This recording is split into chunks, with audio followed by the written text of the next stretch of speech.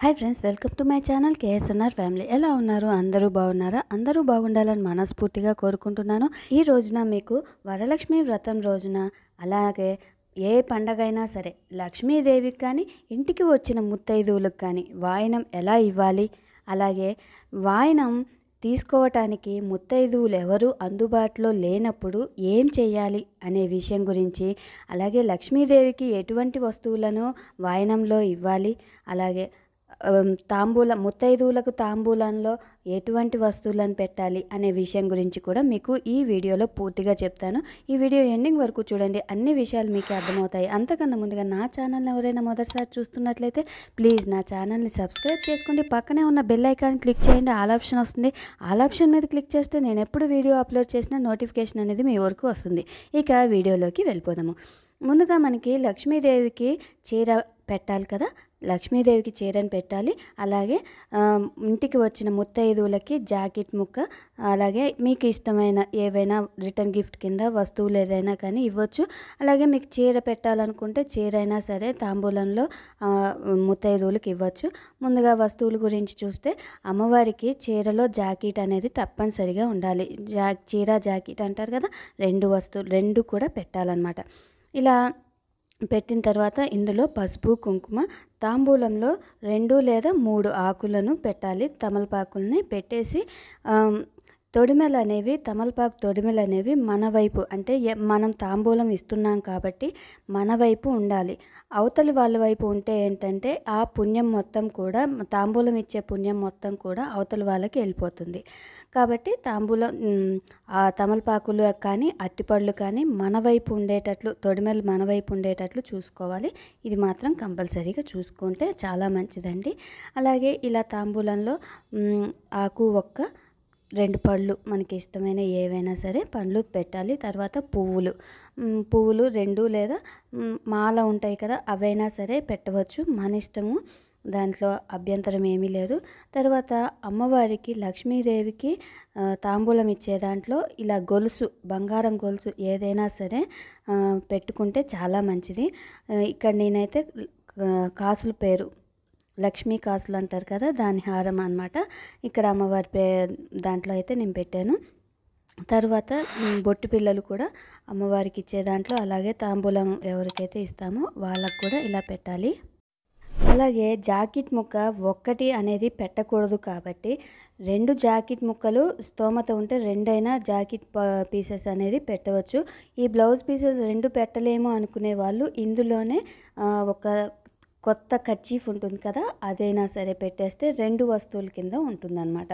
మన ఇష్టం, ఎలా అయినా పెట్టచ్చు. ఒకటి మాత్రం పెట్టకూడదు. నేను ఇందులో చూపించినా సరే ఒకటి మాత్రం పెట్టకూడదు, 2 పెట్టాలి. స్తోమత లేని వాళ్ళు కర్చీఫ్ పెట్టేస్తే సరిపోతుంది. తర్వాత ఇందులోనే గాజులు అనేది 2 లేదా అర డజను మన స్తోమతకి తగ్గట్టు పెట్టాలన్నమాట. ఇందులోనే నెయిల్ పాలిషు, అలాగే జడకు పెట్టుకోవడానికి రబ్బర్ బ్యాండ్లు, ఆడవాళ్ళకి ఏవైతే ఇష్టమో అన్నీ కూడా పెట్టచ్చు, ఏమీ ఇబ్బంది లేదండి. తర్వాత కోన్స్, ఇక్కడ అందుబాటులో ఉంటే కోన్స్ పెట్టండి. ఒకవేళ అందుబాటులో గోరింటాకు ఉందనుకోండి, అది రుబ్బేసి ఒక బాక్స్ లాంటి దాంట్లో వేసేసి పెడితే చాలా మంచిదండి. గోరింటాకు నిజమైన ఆకు ఉంటుంది కదా, అది రుబ్బేసి పెడితే చాలా మంచిది. అలాగే అమ్మవారికి పెట్టే దాంట్లో అమ్మవారికి ఇష్టమైన వస్తువులన్నీ కూడా పెట్టాలి. చిట్టి గాజులు, అలాగే గోమతి చక్రాలు, చిట్టి గవ్వలు, అలాగే తామర గింజలు, ఇలా మీకు అందుబాటులో మీకు ఇంట్లో ఏవైతే అమ్మవారికి ఇష్టమైన వస్తువులు ఉన్నాయో అన్నీ కూడా దీంట్లో వేయాలి.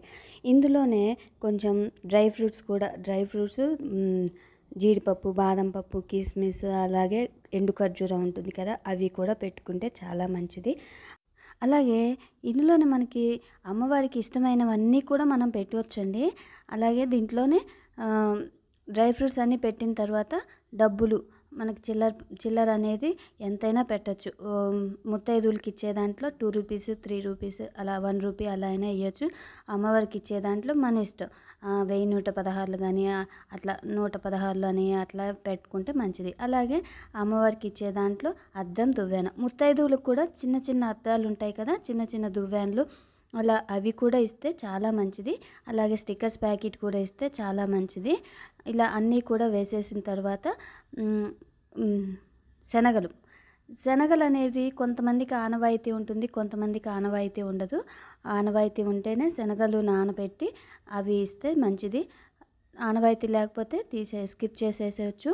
అలాగే ఇలా లక్ష్మీదేవికి ముత్తైదువులకిచ్చే తాంబూలం అన్నీ రెడీ చేసుకున్న తర్వాత ఒక చిన్న కవర్ కూడా మనం రెడీ చేసి పెట్టుకుంటే మనం వాళ్ళకి తాంబూలం ఇచ్చిన తర్వాత దీంట్లో పెట్టుకొని ఈజీగా క్యారీ చేసుకోవడానికి ఈజీగా ఉంటుంది.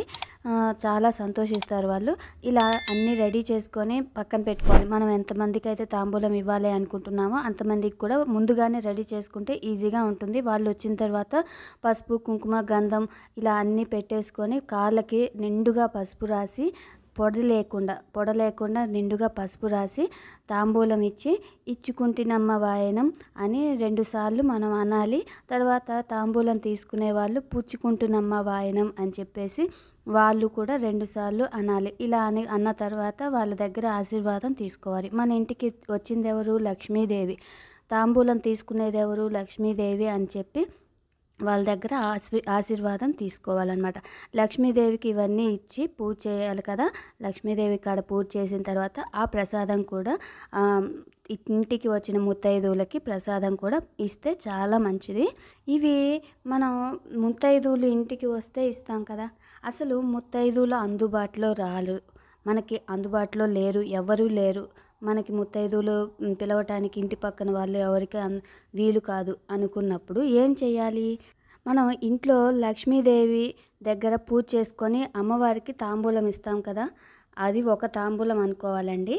తర్వాత తులసి కోట దగ్గర ఒక తాంబూలం పెట్టాలి. దీపారాధన చేసి తులసి చెట్టు దగ్గర ఒక తాంబూలాన్ని ఉంచాలి. తులసి చెట్టు లక్ష్మీదేవి, విష్ణుమూర్తి ఉంటారు కాబట్టి తులసి కోట దగ్గర పూజ చేసి ఒక తాంబూలాన్ని లక్ష్మీ తులసి దగ్గర పెట్టాలి.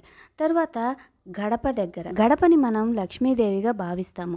ప్రతిరోజు కూడా గడపకి పసుపు రాసి కుంకుమ పెట్టి హారతినిచ్చి పూలు సమర్పిస్తూ దండం పెడుతూ ఉంటాం కదా.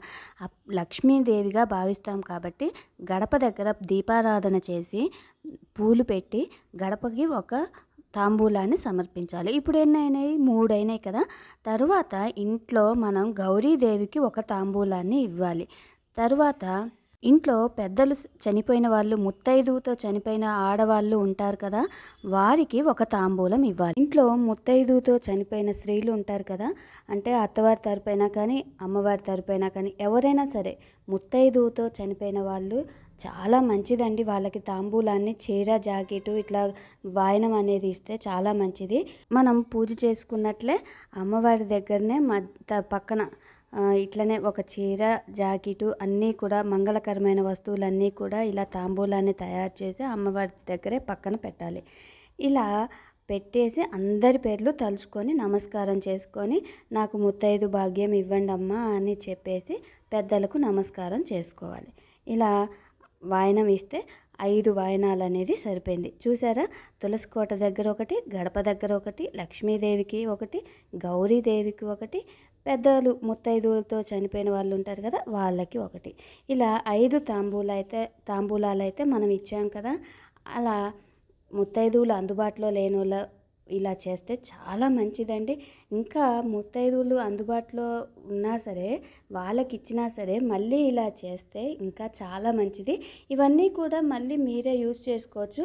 ఇలా గడప దగ్గర, తులసి కోట దగ్గర పెట్టిన తాంబూలాలు ఉంటాయి కదా, ఇవన్నీ కూడా పక్కన పెట్టేసి అంటే గాజులు కానీ జాకెట్ ముక్క కానీ ఇవన్నీ కూడా పక్కన పెట్టేసి ఇంటికి ఎప్పుడైనా సరే ఇంటికి ఎవరైనా ముత్తైదువులు వచ్చినప్పుడు ఈ జాకెట్ ముక్క పెడితే చాలా మంచిదండి. అంటే ఇలా పెట్టేసి ఇంకొకటి కూడా కొత్తది పెడితే చాలా మంచిది. 2 పెడితే చాలా మంచిది. కాబట్టి విన్నారు కదా వాయనం ఎలా ఇవ్వాలి.